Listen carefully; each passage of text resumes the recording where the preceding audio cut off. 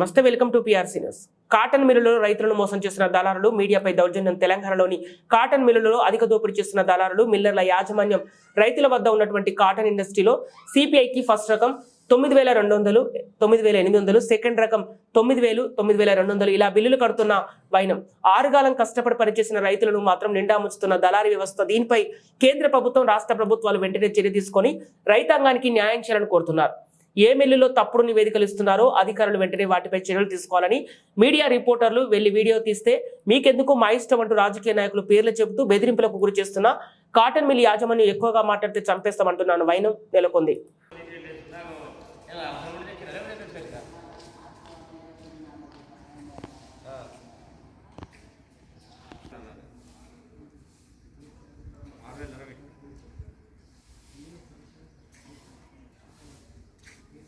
cash है भाई बोले और कैश है बोलेगा